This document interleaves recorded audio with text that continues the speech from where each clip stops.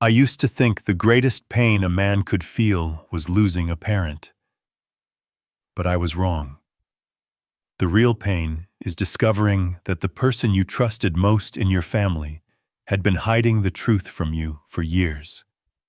For 15 years, my sister Linda controlled every dollar of my mother's estate, every acre of land, every decision that shaped the last years of her life. I let her. I believed she was doing what was best for Mom, while I tried to rebuild myself after a divorce that nearly split me in half. Then last month, things began to shift. I heard my mother say my name in a trembling voice over the phone like she wanted to confide something, but was afraid someone else was standing too close. Linda ended the call quickly and insisted everything was fine, that Mom was just getting older. But the tone was wrong, and I had heard that tone before many times in people hiding something in the fraud cases I investigated. At the funeral, whispers floated through the room, eyes slid away from mine, and an old friend of my mother leaned in and murmured words that froze me. Your mother tried to reach you many times, but someone didn't let her. I didn't know the whole truth then, not even close, but I knew something had rotted inside my family long before Mom died. And the unraveling began on the night a phone call broke through the darkness. I was halfway through another sleepless night when the phone rang. Not the gentle kind of ring you can ignore, but the hard, metallic jolt that cuts straight through the quiet. I sat up, blinking at the red digits on the alarm clock. 2:05 a.m. No one calls with good news at that hour. When I saw Linda's name on the screen, a heaviness settled in my chest before I even answered. Her voice came through thin and clipped. Mom's gone, Daniel. Heart stopped in her sleep. The doctor said it was peaceful. She didn't sound shaken or tired or anything close to what a daughter should sound like after losing her mother. There was a rustling like she was flipping papers while she talked.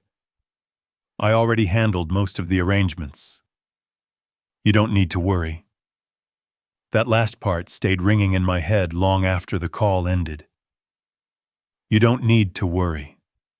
People only say that when there is something to worry about. I drove from Dayton to Sunnyside, Michigan before sunrise. The road was empty, the kind of cold November darkness that makes the world feel hollow. My mind kept drifting back to Mom, the way her hands trembled when she poured tea, the way she still called me Danny, even after I turned 50. I wondered how alone she must have felt in those last weeks. I wondered why I hadn't picked up on the signs that something was wrong. The funeral home sat across from an old Lutheran church, the kind of place with oak pews and hymn boards that never change. Inside, everything moved in a quiet hum. The director guided people, soft organ music floated from unseen speakers, and the air carried that faint scent of lilies and carpet cleaner. Linda stood near the front, directing conversations, accepting condolences, with a stiff smile that vanished the second someone turned away. She had always been tightly wound, but today she looked like a pulled wire. When she saw me, she hugged me quickly, barely touching. She told me the same line she had said on the phone. Everything's handled. Mom arranged it all years ago. You don't have to worry about anything. That last sentence again. Each time she said it, it sounded a little more practiced. I nodded and kept my expression flat. Years of interviews had taught me that silence usually tells you more than questions. Linda avoided my eyes every time she spoke. Her hands fidgeted with her purse strap. Something was off, and she knew I could see it. During the service, an elderly woman shuffled up beside me. I recognized her from childhood memories, though the name surfaced a beat late. Mrs. Kowalski. She leaned closer, her voice barely louder than a breath. Your mother tried to call you Danny. Many times. Someone wouldn't let her. Then she pressed a small card into my hand and stepped away before I could ask anything. Her words lodged themselves deep in me, heavier than the cold air. After the burial, Linda suggested we stop by the house to go over a few things. She said it lightly, but I heard the urgency underneath. The Morris house sat on a quiet residential street, the kind with mailboxes shaped like barns and flags whipping in the wind. Inside, everything looked too tidy, too staged, as if someone had scrubbed away any trace of struggle. Linda brought out an envelope labeled Estate Summary. I sat at the dining table, the same table where Dad used to read the newspaper, and opened the papers. Two things jumped out immediately. A high-value savings account that should have been there was gone, completely gone. And the 5 acres Mom owned out by Hillcrest Road, the land she refused to sell for decades, was missing too. I flipped pages slowly the way I used to when searching for forged insurance claims.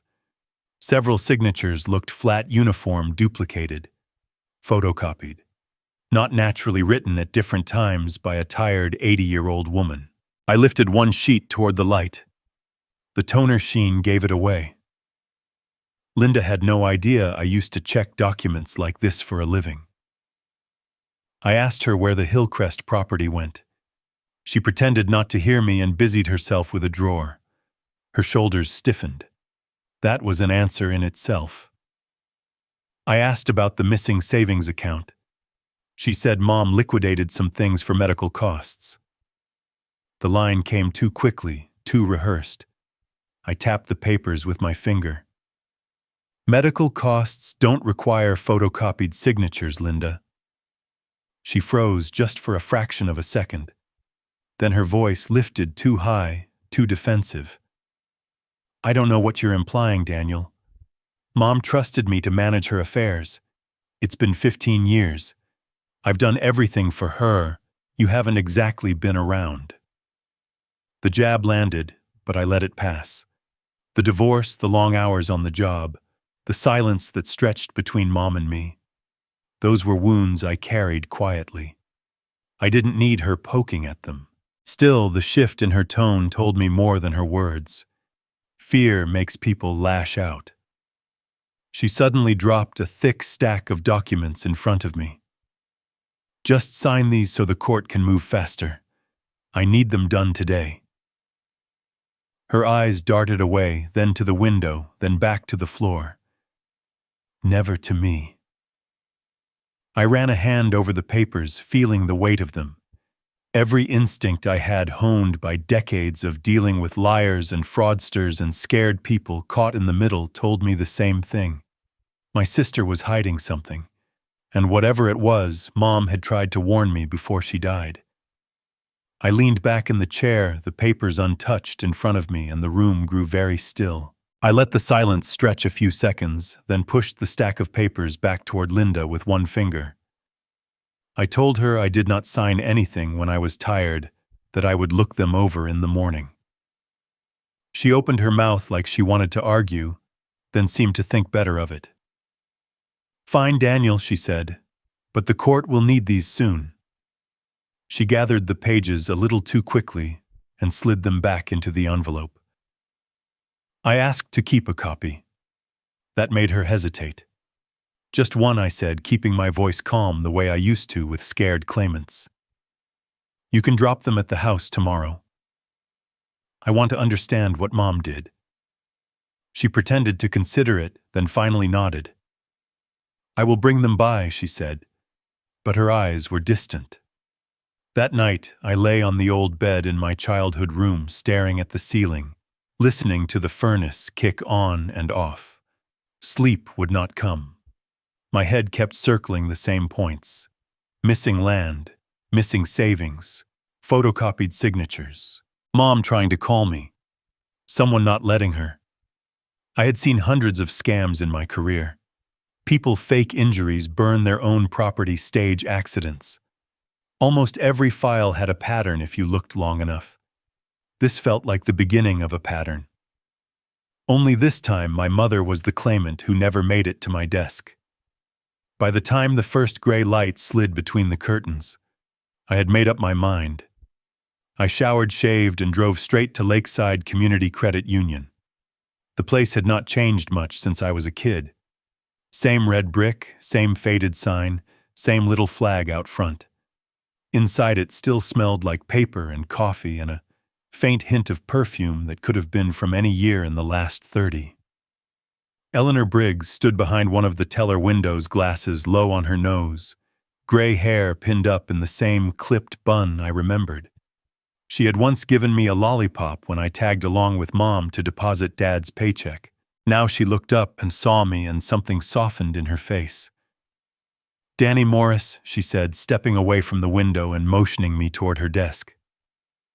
"I heard about Maggie. I am so sorry. She was one of the good ones." I thanked her and sat. My fingers rested on my knees to keep them still.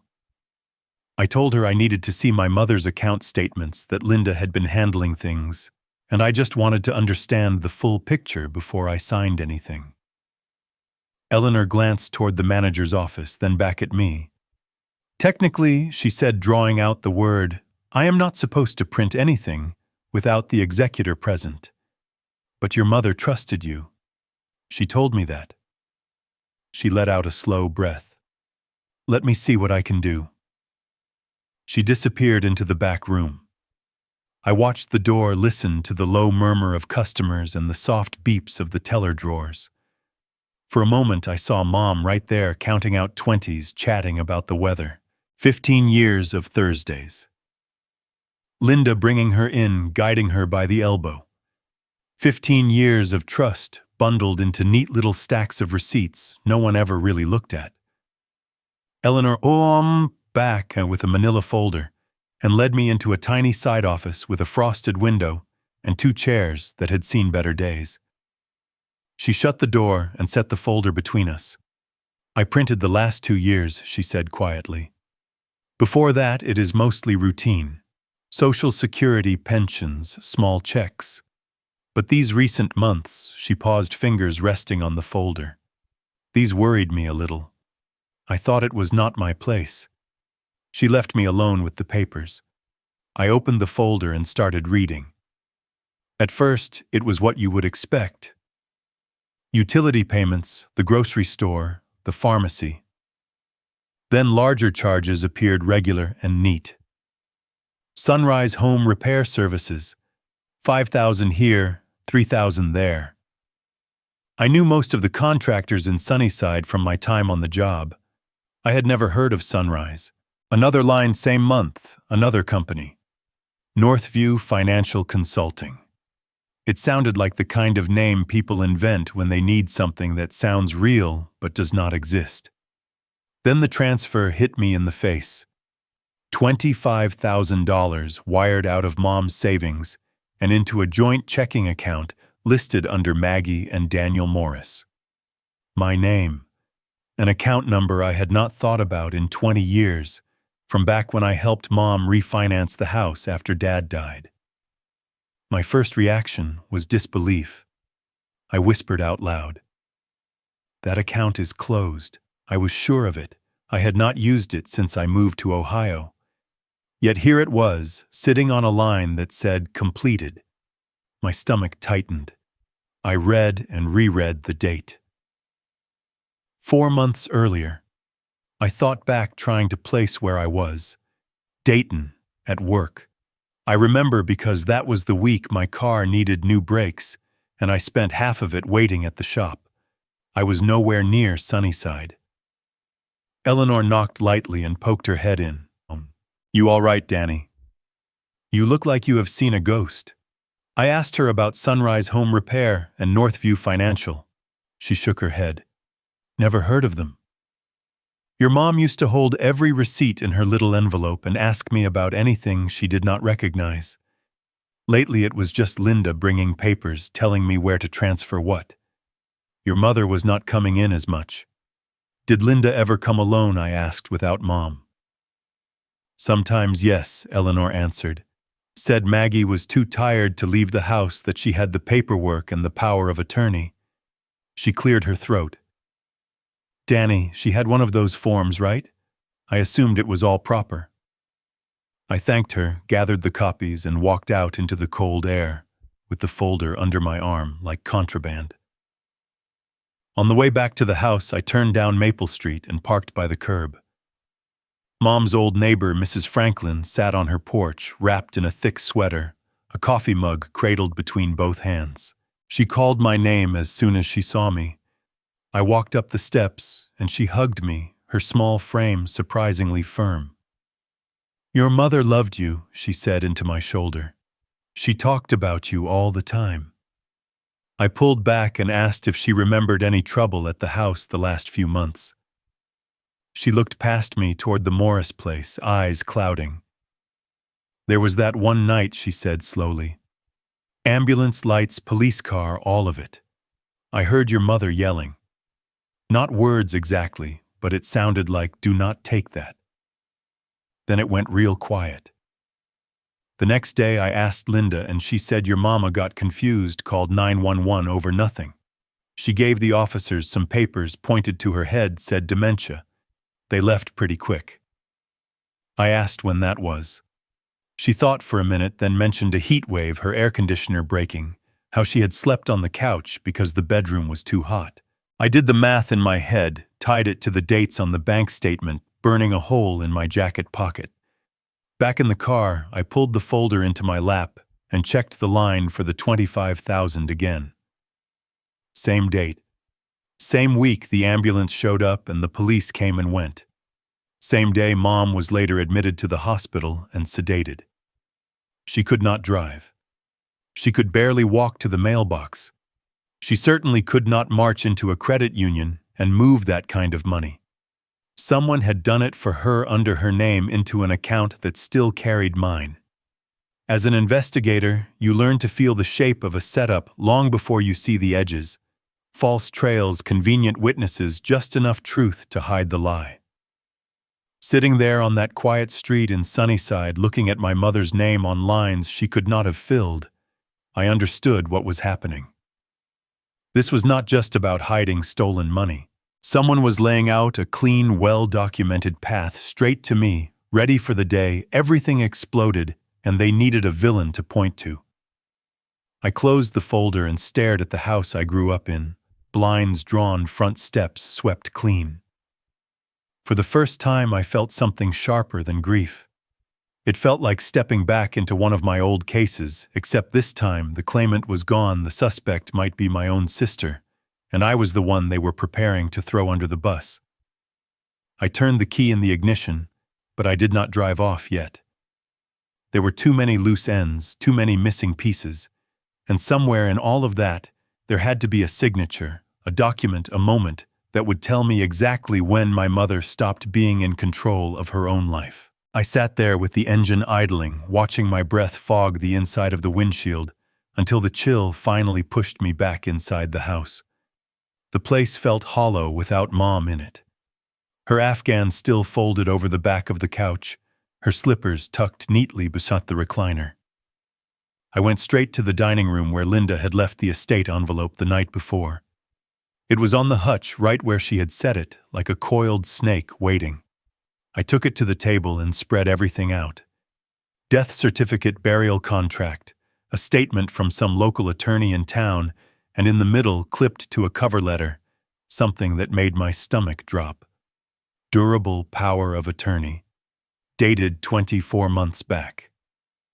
I stared at the date. 2 years ago, Mom was still driving herself to church, still doing crossword puzzles in ink, correcting my pronunciation when I messed up names of her old neighbors. She was not the kind of woman who handed anyone complete control of her finances for no reason. I read the language slowly. Grants full authority to manage all financial and legal matters. Allows agent to transfer, sell, or otherwise dispose of assets without further consent. The agent named was Linda. The signature line held my mother's name, slanted but steady. Next to it, a notary stamp from a UPS store across town. Something about the signature bothered me. Mom had a habit of making a small loop in the tail of the GIO kind of flourish she picked up in teacher training. I found an old birthday card in the drawer, one she had signed last year. The loop was there, neat and open. On the power of attorney, the G was cramped tight, like someone copying her name from memory.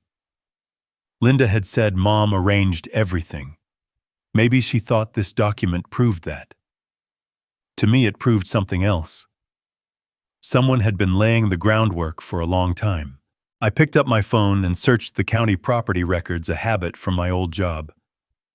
The Kent County Clerk's site was clunky but functional. I typed in Maggie's name and waited. Her house on Willow Lane came up listed in her name until the date of death. No problem there. I scrolled further. The Hillcrest Road parcel appeared 5 acres, the land Mom had refused to sell when developers offered to buy it. The current owner field hit me like a slap. Eric Dalton. I said the name out loud, testing it in the quiet room. I knew it.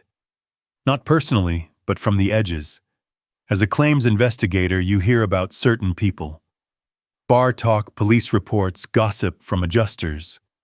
Eric was one of those small-town fixtures. Slots, sports bets, always one step behind on something he owed. Linda had once mentioned a guy named Eric during a tense Thanksgiving call, brushed it off as a bad decision she was done with. Apparently, he was not as done as she thought. I printed the deed transfer from the county site. The transfer date was 8 months earlier. The sale price listed was far below market value. There was that notary stamp again, the same UPS store. The seller's signature line held my mother's name, that same tight G. I drove to Linda's condo because I knew if I waited, she would find a way to dodge me. The building sat near the river, one of those brick places converted from an old factory, all big windows and faux industrial charm. She answered the door in sweatpants and a cardigan, eyes ringed with makeup she had not removed. "Daniel," she said, sounding tired instead of surprised. "What now?" I stepped inside and held up the printout. "When were you going to tell me you sold Mom's land?" Her face drained of color so fast, it was like someone had flipped a switch. She reached for the paper with shaky fingers. "Where did you get this?" she asked, voice gone thin. "County records. Public information." I watched her closely. "Eric Dalton," I added. "That is a name you forgot to mention." She clenched her jaw and crumpled the edge of the paper, then forced herself to smooth it out. "That land was a burden," she said. "Property taxes, upkeep." Mom agreed. We needed money to cover care. She was not in a nursing home, I said. Medicare and her pension covered most of what she needed. We both know that. "You have not been here," she snapped. "You have no idea what anything cost." "Maybe not," I said, keeping my tone even. "But I know a lowball sale when I see one. And I know Eric. He is not a buyer, he is a conduit. Who is really sitting behind him?" Her eyes flashed with something close to panic. "You are seeing ghosts, Daniel." She thrust the paper back at me. "I am not doing this with you. Not today." I pressed once more.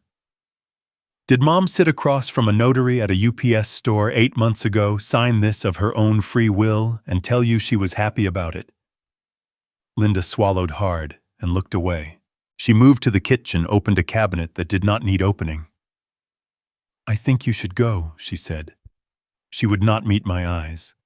That told me more than any confession would have. I left without slamming the door, but the urge was there. On the way back, I decided to stop at the police station. The memory of Mrs. Franklin's story about the ambulance and the officers in the night would not leave me alone. The Sunnyside Police Department was small, just a 2-story brick building with a flagpole out front and a couple of cruisers parked crooked near the side entrance. Inside, I asked at the front desk if I could speak to whoever handled dispatch. After a short wait, I was led to a cramped room with monitors covering one wall. A woman in her 30s with her hair in a messy bun badge reading.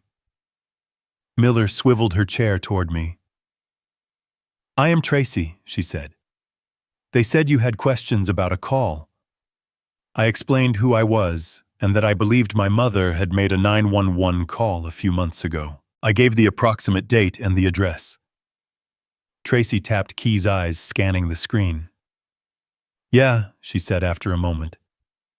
There is a call from that address. Late evening. Female caller sounded older, distressed. Can I hear it? I asked. She put on a headset, then routed the audio to a small speaker on the desk. The recording crackled to life. My mother's voice came through faint but clear. Please, someone needs to come, she said. Do not take that, please do not. Then shuffling a muffled sound, and a different voice, low and sharp, saying something I could not quite catch. Then the line went dead. My chest tightened. That is her, I said quietly. That is my mother. Tracy clicked a few more keys. Interesting, she murmured. The call did not come from a landline. It came from a prepaid cell. Your mom's number on file is different. She turned the screen so I could see. The originating number was a string I did not recognize, an area code that did not match Sunnyside. So she did not call from the house phone, I said. She was in her own home, afraid, and using someone else's phone. We dispatched officers, Tracy said. The notes say they spoke with a family member who explained she had dementia episodes and was confused. No report of criminal activity, so they cleared. A family member. I did not ask who. There was only one person living there with her. When I stepped back out into the late afternoon light, the sky over Sunnyside had gone the color of pewter. I leaned against my truck for a moment, listening to the traffic on Main Street, the distant horn of a freight train rolling through town. My mind tried to stack the pieces in order. A power of attorney signed when Mom was still sharp. A land sale to a man with debts. A call for help cut off by a calm explanation about confusion. Something bigger was moving behind Linda, something with more experience and less conscience. That night back at the house, I sat at the dining table again, documents spread out like a puzzle I could not quite finish. My phone buzzed on the wood. No name, just a number I did not know. The message was short. Want the truth.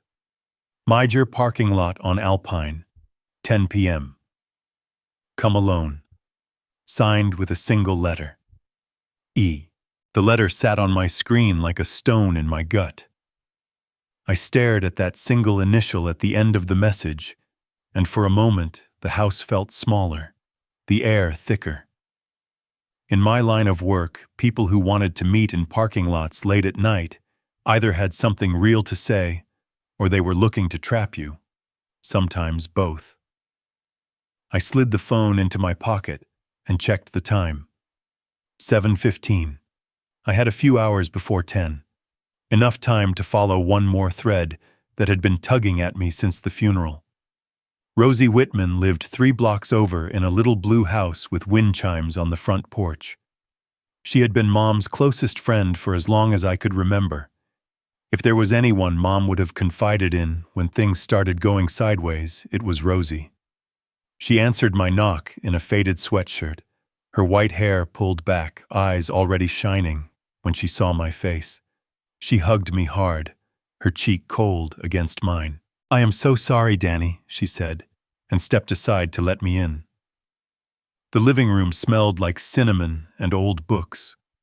Knitted blankets were folded over the back of the couch, and a framed picture of her and Mom at some church picnic sat on the coffee table. We sat, and she held my hand for a long moment, without speaking. Finally, she squeezed it and let go. There is something I need to give you, she said. Your mother made me promise. She shuffled over to a small desk, opened the top drawer, and took out a plain white envelope with my name written on it, in Mom's careful teacher handwriting. She turned back to me, holding it with both hands like it was a fragile thing.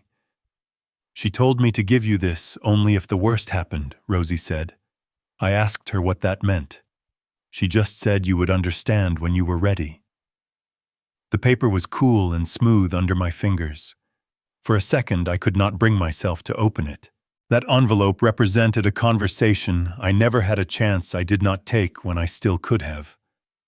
Finally, I slid a thumb under the flap and unfolded the single sheet inside.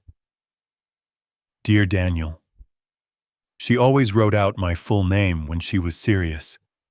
As I read, her voice surfaced in my head, steady and gentle. She wrote that Linda had fallen in with a man she did not trust. "Dangerous," she called him. "Your sister thinks she can manage him, but I can see she is afraid." Maggie said she had started to feel like a prisoner in her own house.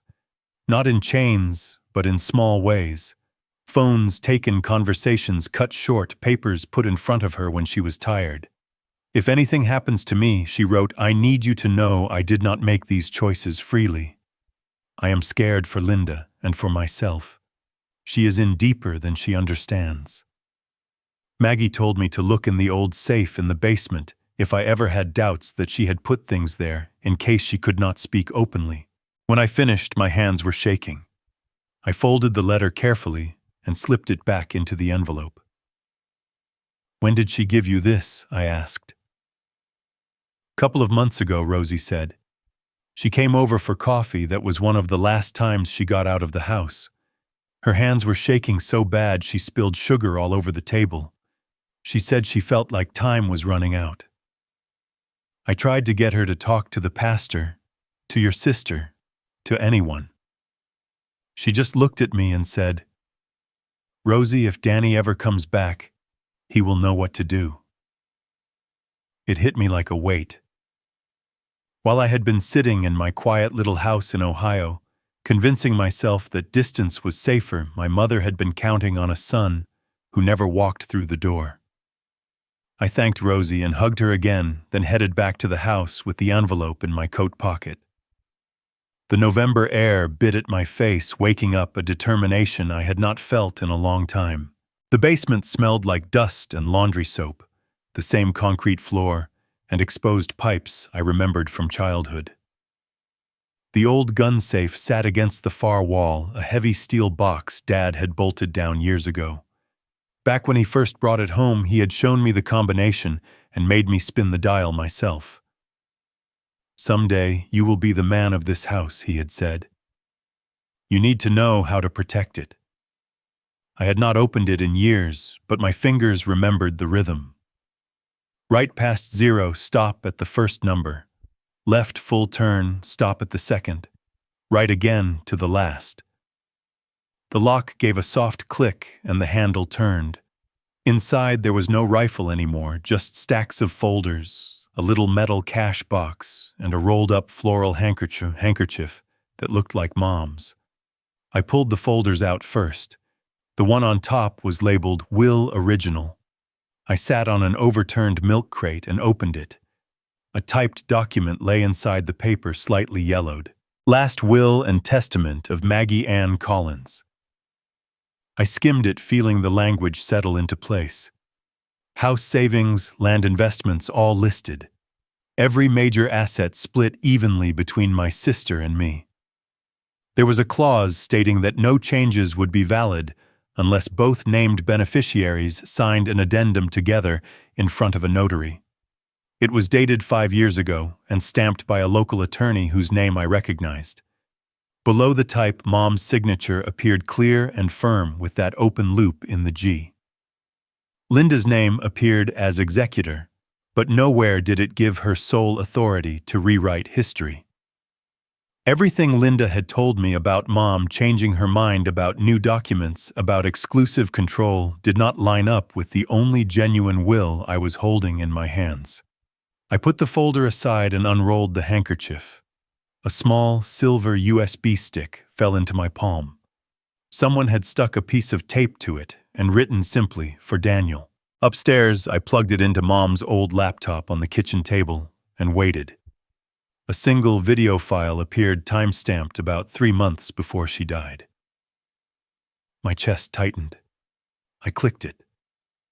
The image was grainy, lit by a table lamp off to one side. Mom sat at the dining table in her favorite cardigan, the pink one with pearls missing from one cuff. Her hands were folded, but I could see them trembling. "Hello, Danny," she said, and my throat closed up. "If you are seeing this, I guess the good Lord decided I could not tell you things face to face." She tried to smile, but it faltered. "I need you to know I did not want to sign everything that has my name on it now." She glanced off to the side as if checking that she was still alone. A shadow moved just out of frame and she flinched almost imperceptibly. "He says it is for my own good," she continued, "that I will not understand the paperwork, that Linda is just helping. But Linda is scared of him, and so am I. Every time I ask to call you, something happens. The phone battery is dead, or he says you are busy, that you do not care." Her voice cracked on that last part, and I felt something inside me twist. "I know my own mind," she said. "I am old, not foolish. I did not want to give all my rights away. If anyone tells you I did, they are not being truthful." She swallowed hard, eyes glistening. "I signed some papers because they would not leave until I did. They kept putting them in front of me when I was tired, when I had taken my pills."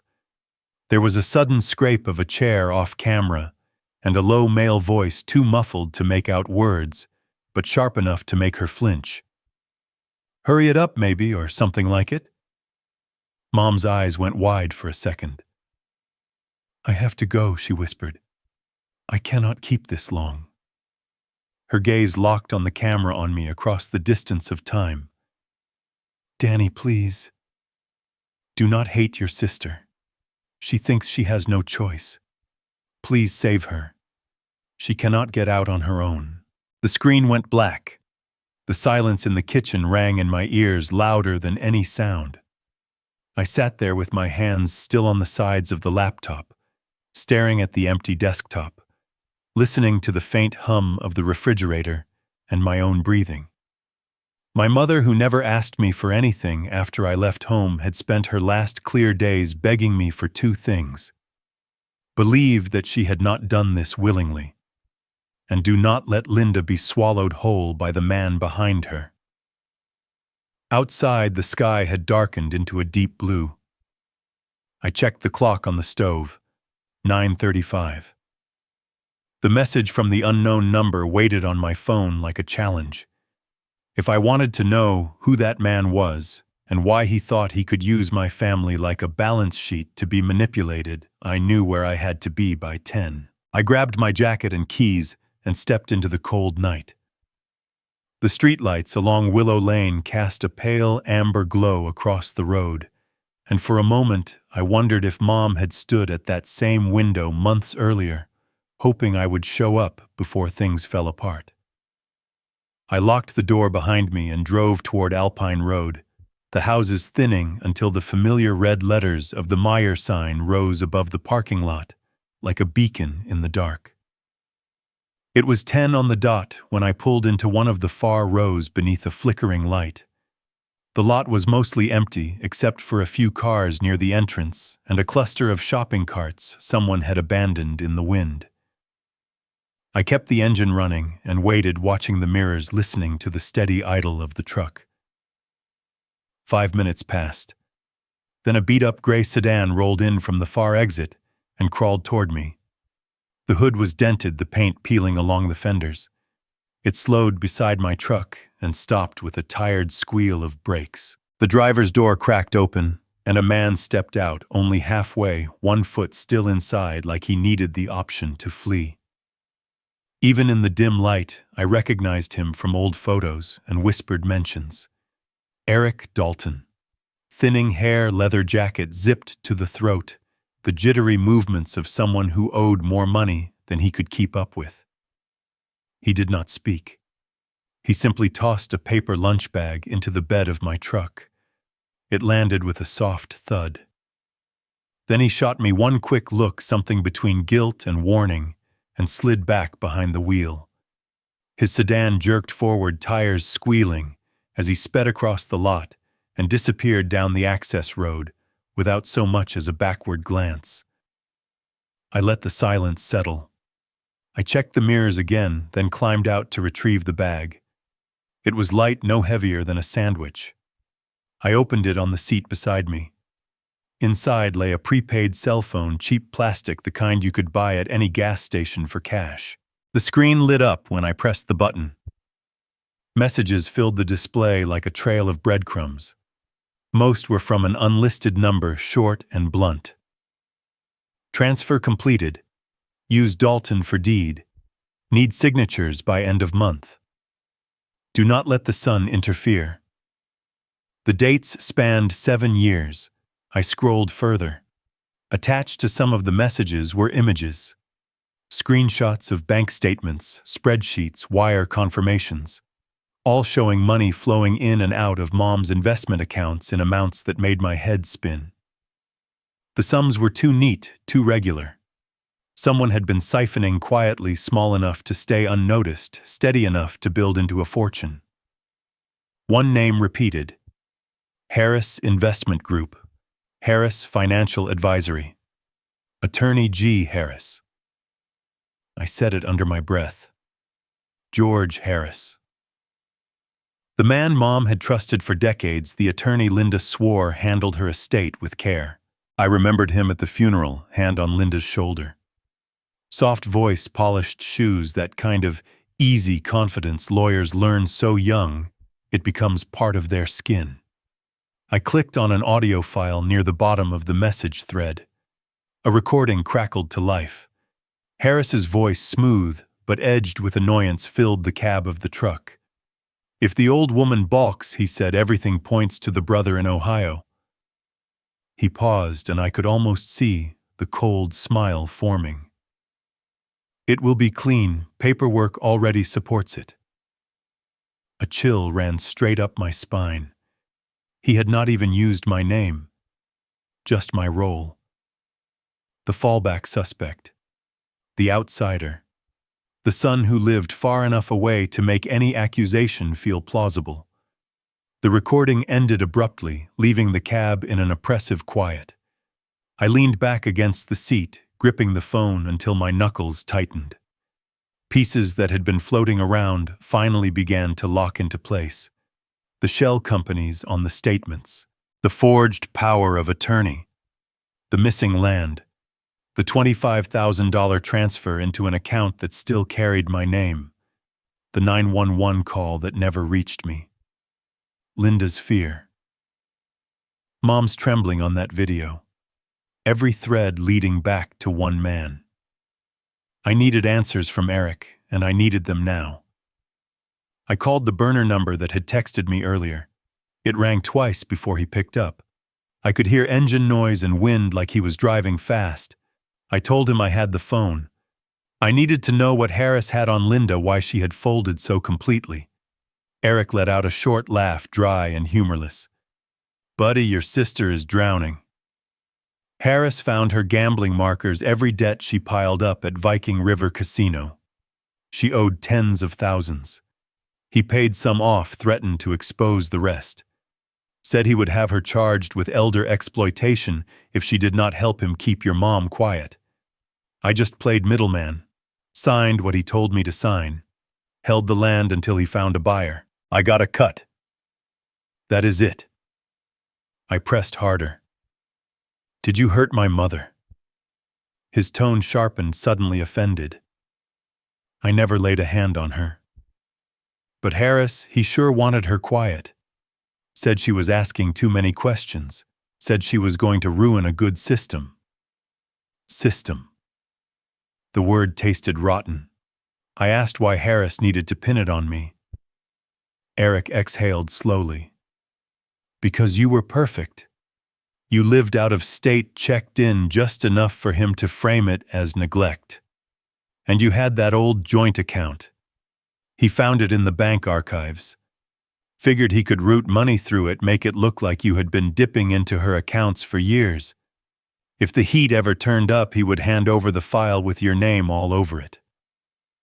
I sat there listening to the hum of passing traffic on Alpine Road, my chest thick with the kind of anger that does not roar, but settles deep, heavy, and cold. Harris had counted on my distance. He had counted on my guilt. He had counted on the silence between my mother and me to do his work for him. Eric spoke again, voice lower this time. I am getting out of town tonight. You did not get this from me. If Harris knows I talked, he will make sure I disappear. Just remember one thing. Your sister tried to protect your mom at first, but she got scared. He had too much on her. Then the line went dead. I sat there until the cold seeped through my coat and forced me to move. I picked up the burner phone and scrolled back to the audio file. I listened to Harris's voice again, that steady, careless tone of a man who thought he had already won. Everything points to the brother in Ohio. It was not just a scheme. It was a blueprint. And I had walked right into the margins of it. I looked out across the empty parking lot, the quiet dark stretching between the rows of shopping carts and the far road beyond. In the reflection of the windshield, I saw something in my eyes I had not seen in a long time. Focus, resolve. The kind that comes when a man realizes the fight is no longer optional. I tucked the burner phone into my jacket and started the truck. There was only one person who could look me in the eye and answer the questions that mattered. And now that I knew who he really was, I suspected George Harris would not welcome the visit. Still, that had never stopped me before. I drove straight to the old house on Willow Lane, the burner phone still heavy in my pocket. The wind had picked up, rattling the branches along the sidewalk, and for a moment the place looked exactly as it had when I was 12, lit only by the front porch sconce. Dad always insisted on replacing himself. I parked in the driveway and sat for a breath, steadying myself. I had spent my whole life thinking I understood my sister. Tonight I realized I had only ever seen the surface. The lights were on inside. I knocked once and pushed the door open before she had time to answer. Linda stood in the hallway, arms wrapped around herself like she was bracing for impact.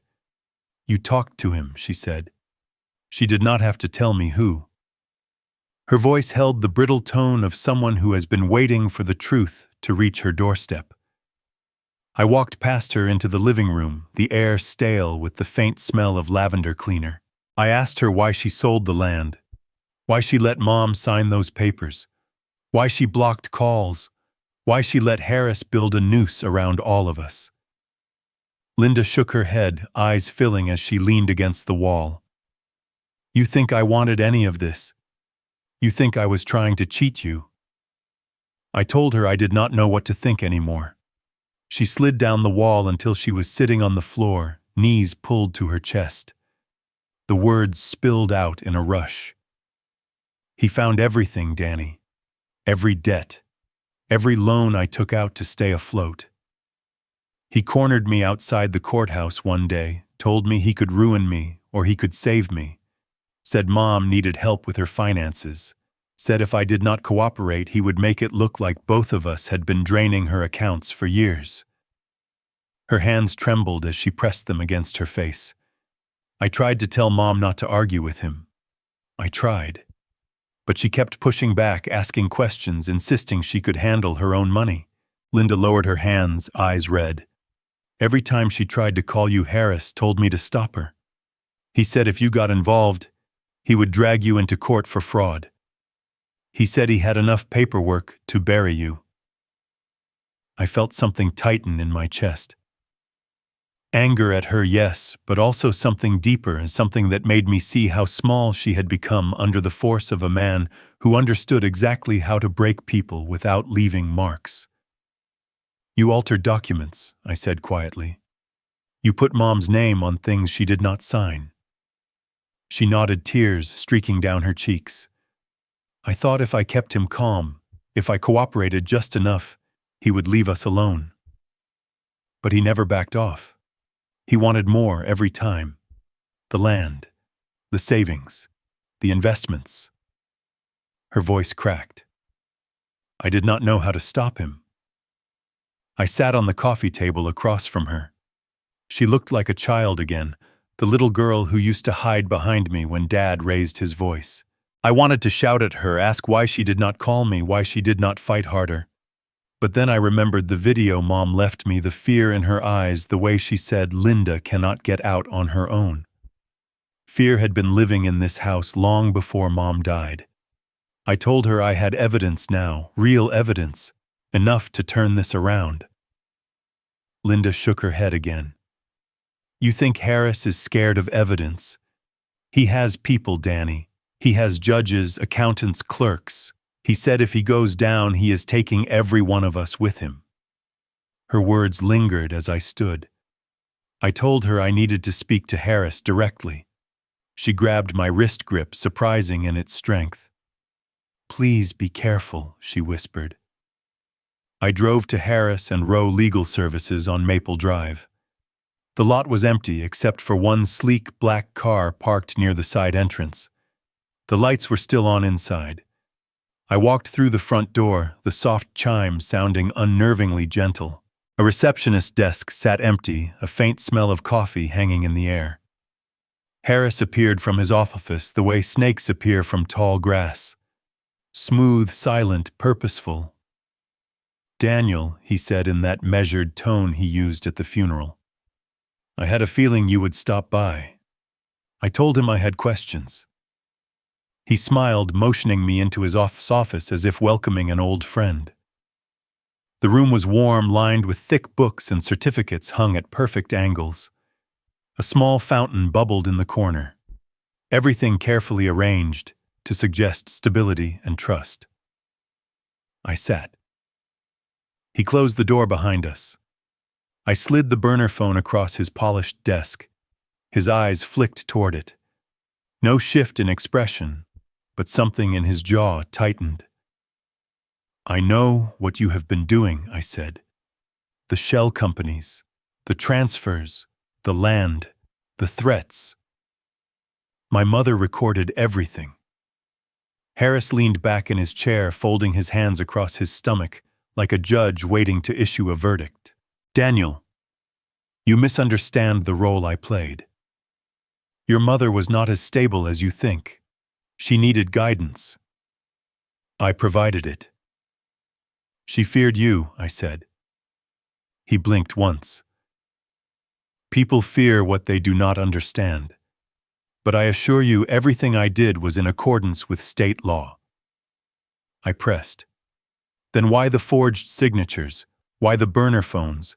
Why route money through an account with my name on it? He tilted his head, almost amused. You have always had a suspicious mind. Occupational hazard, I suppose. But suspicion is not proof. And you have nothing that ties me to anything illegal. I reached for the phone, tapped the screen, and let his own recorded voice play. It filled the space like smoke. If the old woman balks, everything points to the brother in Ohio. For the first time, his expression faltered. He stood slowly, adjusting his tie. I see. He glanced toward the closed door. You think this changes things? I told him it did. He walked behind his desk, touched the back of his chair, and smiled thinly. Daniel, you are playing a dangerous game. You have no idea how many people benefit from stability, from order. You disrupt that and consequences follow. Not because I demand it, but because the world protects those who keep it running smoothly. The air felt heavier. I stood to leave. He watched me walk to the door, then spoke, voice cold and steady. If I go down Morris, I will not go alone. I stepped into the hallway, but the words followed me long after the door clicked shut. I walked out through the empty reception area and into the cold night. Harris's threat clinging to me like smoke. By the time I reached the truck, my hands had stopped shaking. Fear had done all it could. What was left was something simpler. Put it on the record. Put it where he could not twist it back on us. I did not sleep much. I sat at the kitchen table with Mom's laptop, the USB, the forged power of attorney, The bank statements and the burner phone spread out in front of me like a case file. At sunrise, I called the non-emergency line for the Kent County Sheriff and asked to speak to whoever handled financial crimes and elder abuse. They told me to come down to the office. The detective who met me was in his 40s, stocky with a buzz cut and a stitched patch on his jacket that read Morales. He led me into a small interview room with beige walls and a metal table. It was a room I knew well from the other side, once sitting in on interviews as an insurance investigator. This was the first time I had taken the chair across from the badge. Morales set a recorder in the middle of the table and pushed a legal pad toward me. He asked me to walk him through everything from the beginning. The late-night call, the funeral, the missing assets, the forged documents, the 911 recording, the meeting with Eric, the video from my mother, the conversation with Harris. I spoke slowly, keeping my voice steady, laying out dates, amounts, names. Years of writing reports had trained me to think in timelines and exhibits. I handed over each piece as I mentioned it. He bagged them carefully. The USB, the burner phone, the printed statements, copies of the power of attorney, and the older will from the safe. When I finished, he sat back and studied me for a moment. "You did this kind of work," he said. "Not this exactly, but close." I nodded. "Claims investigation. Different badge, same lies." He made a small sound that might have been agreement. "Look," he said, "what you are describing is serious. Financial exploitation of a vulnerable adult. Fraud. Maybe conspiracy. But I am not going to lie to you. Going after a lawyer who has been here as long as Harris is not a light thing. We need this to be airtight." "Then make it airtight," I said. He held my gaze for a second, then nodded. "First step," he said, "we talk to your sister." Linda sat in the same chair I had been in later that afternoon. Her hands were folded so tightly, her knuckles were white. I sat off to the side out of the main line of questioning, but close enough to see every flinch. Morales spoke softly. He told her the evidence we had, the recordings, the documents. He told her she had a choice: keep protecting Harris and sync with him, or tell the truth and let the law see her as someone used, not someone who designed this. She looked at me, eyes raw. "I am so tired," she whispered. Then she started talking. She told him about the debts, about Harris showing up with printouts of her casino markers and credit card statements, about promises of help that turned into demands. She described him bringing stacks of paper for Mom to sign, and the times Mom refused. She talked about the night of the 911 call, how Harris had arrived before the officers and told her exactly what to say. Morales asked about Mom's last weeks. Linda wrapped her arms around herself. She was so scared, she said. She started hiding things, her checkbook, her pills. She told me she did not want to take the morphine some nights because she was afraid she would not wake up. Harris told me to keep her on schedule. Said if she missed doses and fell, we would be liable. "Did he ever touch her?" Morales asked. Linda shook her head. "Not that I saw. He just stood over her, put the papers in front of her, and talked until she gave up." When they were done, Morales turned off the recorder. He told Linda she was not under arrest, not yet. He told her she would need a lawyer of her own, someone who did not share an office with the man we were investigating. She nodded like every word cost her effort. Over the next few days, the investigation took on a life of its own.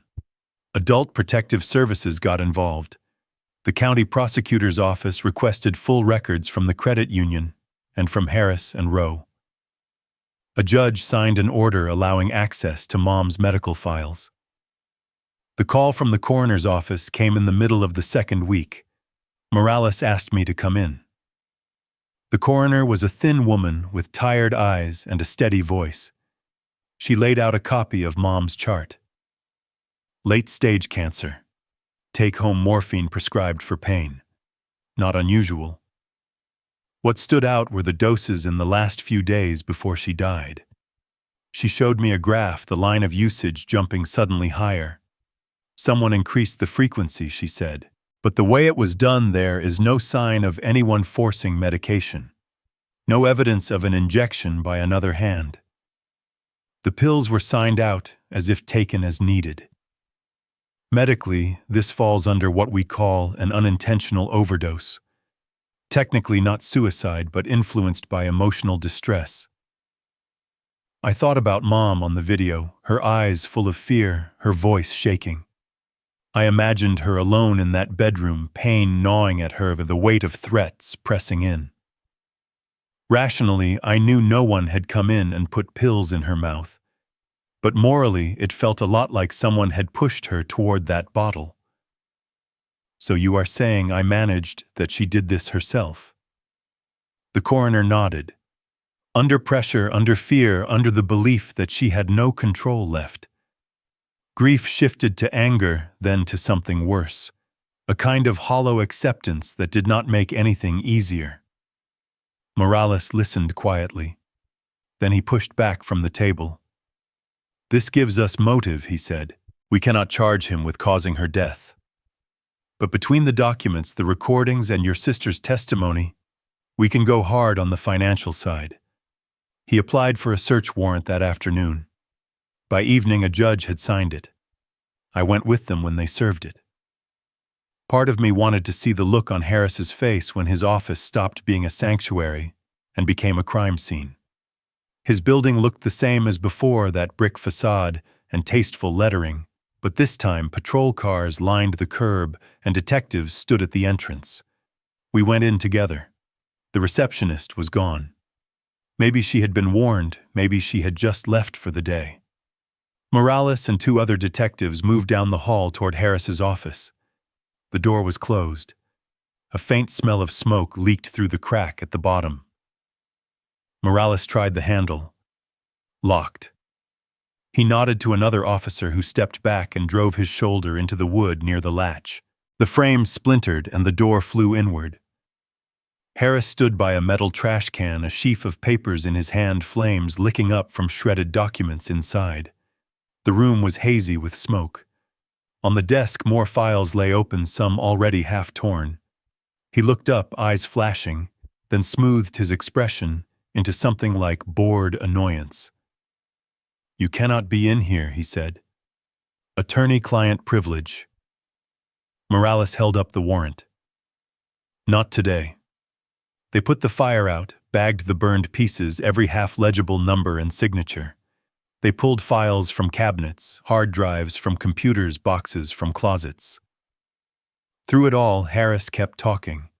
About misunderstandings, about stress, about how ungrateful some clients could be. No one wrote anything down. The recorder on Morales's belt did that work for us. Later, when the building was quiet again, and the evidence room down at the sheriff's office had swallowed the last box, I drove alone to Greenwood Cemetery. The sky had gone dark, the grounds lit by a few scattered lamps, and the faint glow from the street. Mom's grave was still fresh, the dirt mounded gently, the temporary marker bearing her name, and 2 dates that framed my entire life. I stood there, with my hands buried in my pockets, looking at that small rectangle of earth, and for the first time since she died, I let everything fall.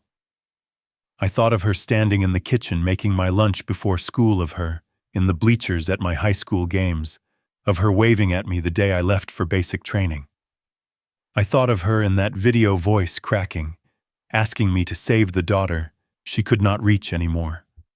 My chest ached. My eyes blurred.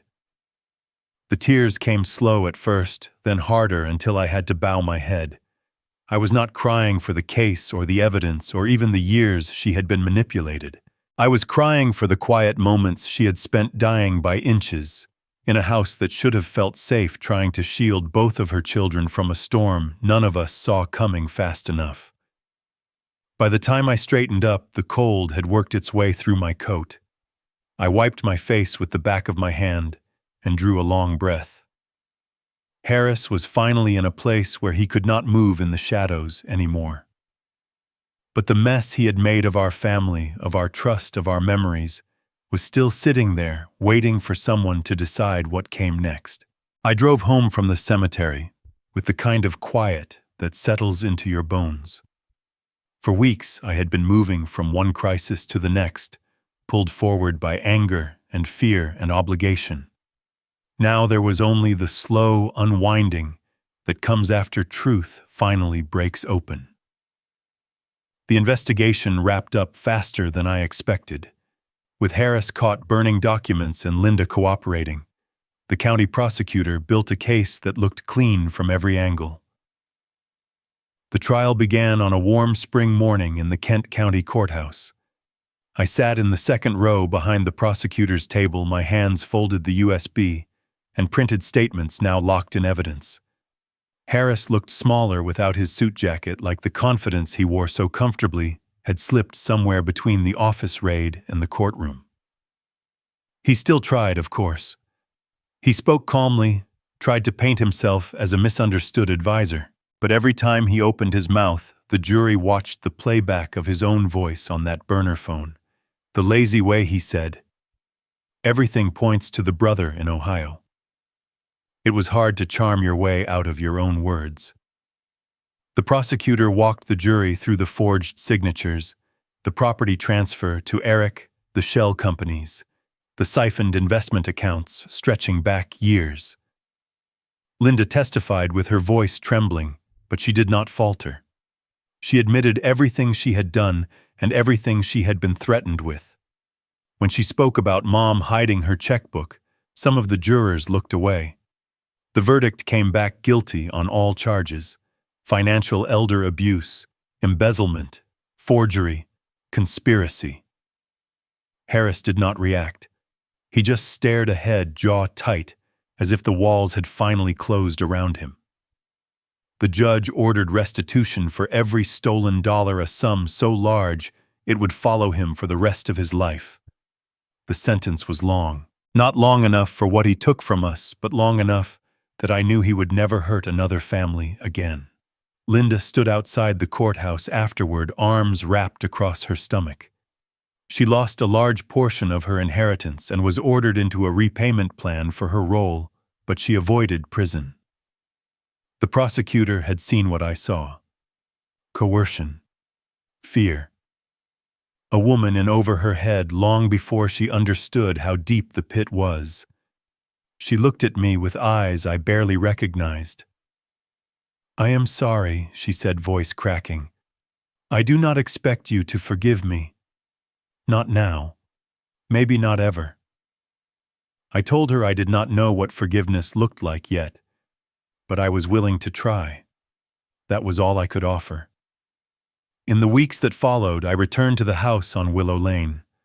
Probate completed, papers signed, keys handed to me with the full weight of what Mom intended.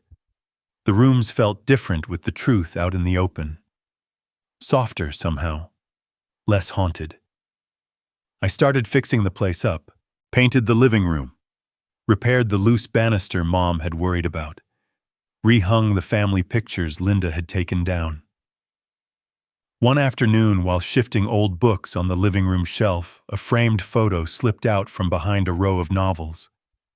It was me in my Gulf War uniform, 22 years old, standing beside Mom, her hand on my arm, smiling like I hung the moon.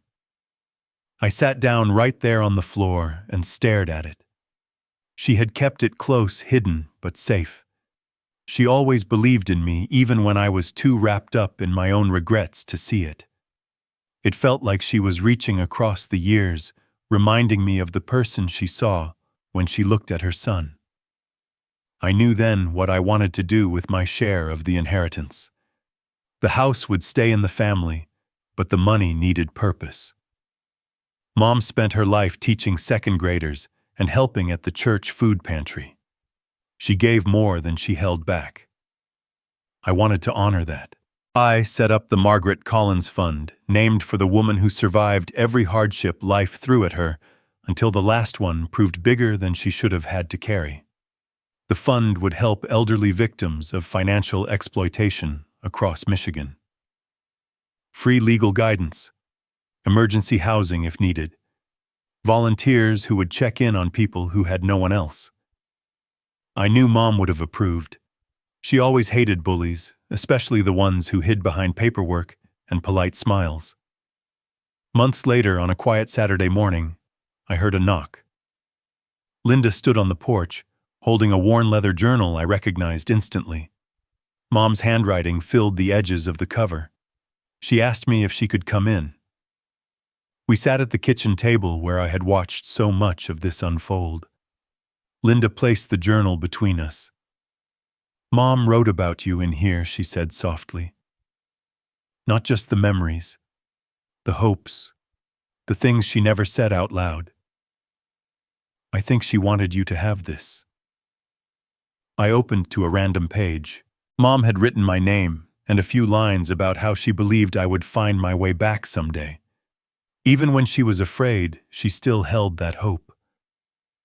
I closed the journal and felt something loosen in my chest. Linda watched me carefully. "I am trying," she said. "I do not know what happens next, but I want us to try." I nodded. Forgiveness was not a door that opened all at once. It was a slow hinge, old and rusted, that needed patience. But Mom had asked me to save her daughter. I intended to honor that. That evening, I walked the length of the backyard, the late summer light stretching across the lawn. For the first time in a long while, the air felt easy. The house behind me was no longer filled with secrets, just echoes, and echoes fade. Mom had been wrong about many things in her life, but not about this. Truth brings justice, but mercy decides what we build on top of it. If you have ever been betrayed by someone you love, hold tight to this. The truth you uncover is only the beginning. What you choose to become afterward, that is what defines you.